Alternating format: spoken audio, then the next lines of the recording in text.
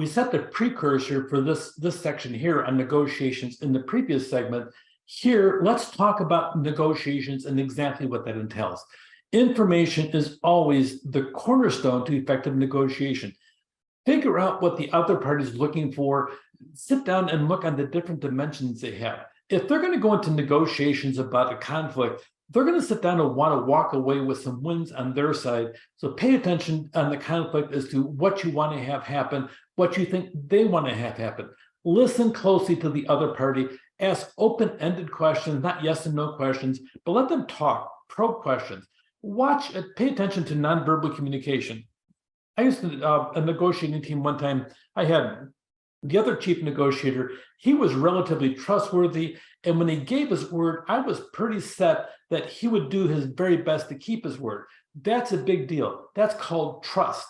You don't get trust unless you work with a person over a period of time and realize that they've keeping their word each time. And that really helps you to have that level. So we were talking about an issue and he did the nonverbal thing. And if you recall, we had a section on this as well. But one of the things that he did is he would go like this. And what he's doing by putting his hand up and crossing his arm, he's closing himself off, but he would put his fingers over his lip. So I called him by name and I said, do you have something you want to say about this?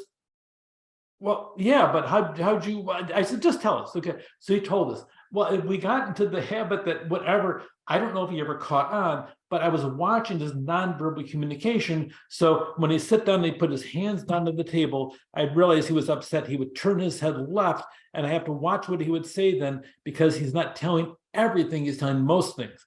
Whenever he sat and went like this, he wanted to talk and say something, but he's being polite.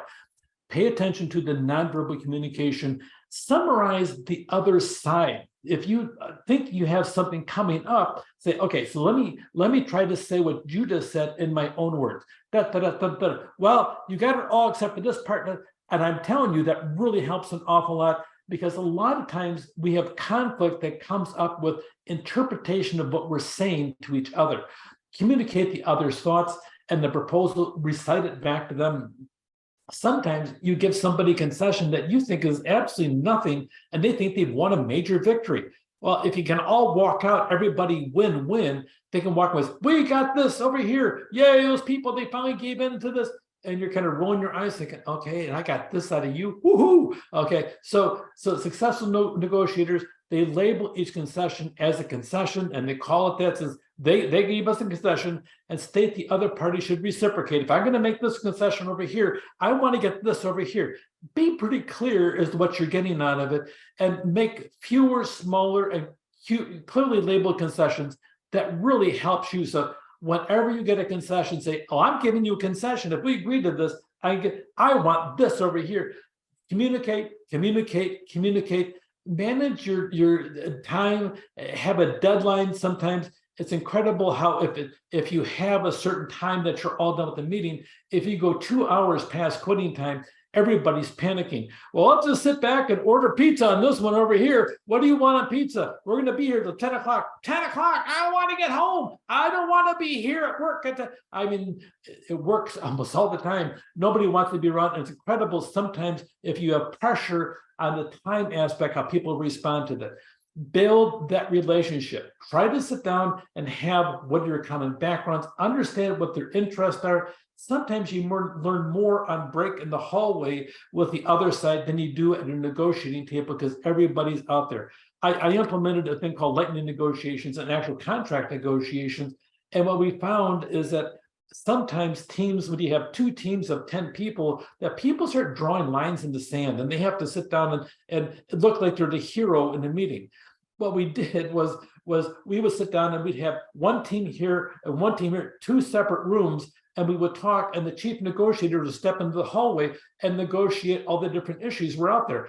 We went through a contract that was sitting there and everybody's angry over the time it's taking. So we sat down and we had lightning negotiations. We went over here, the negotiator over here, we meet in the hallway and we talk about it because of the fact that relationship, I trusted the other chief negotiator, but I realized they're performing in front of the group as I had to in front of my group. Sometimes the politics is difficult. So pay attention to what you're doing. Try to sit down and develop an issue of trust. That's the biggest thing. Use emotional intelligence and realize that you can't be the winner every single time, and sometimes you have to give.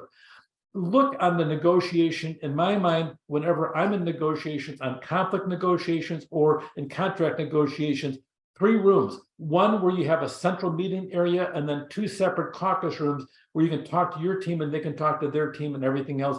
Sitting arrangements. Okay, usually you'll have people on one end of the table and on the other. Now, by the way, my favorite spot when I'm working a committee is not at the head of the table.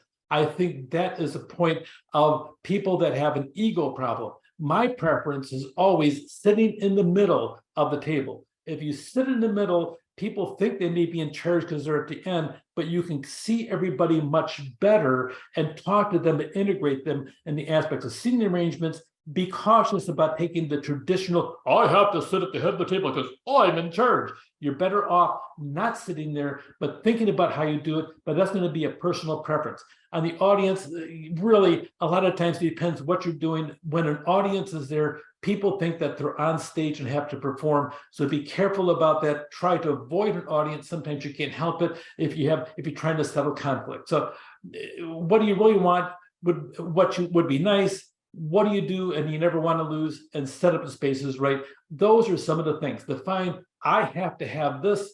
If I get this, yes. And then I never want to lose this. And then set up the spaces so you have an environment where maybe your side can have a good advantage to it. Food always helps. Food softens things. And so it depends what you're doing in the aspect. Sometimes you want a negotiation. Sometimes you want to have a board up to write things down. Sometimes you want to have issues that neither side wants to lose. You put them up on a board. We call that a parking lot. Sometimes you put things in the parking lot. Says, okay, we're going to put this in the parking lot and come back to this later on and deal with the primary issues of the conflict. And some things, just get them off the board if you can do that and focus in on the true issues of the conflict so you can work to solve that and deal with parking lot issues later. Negotiations.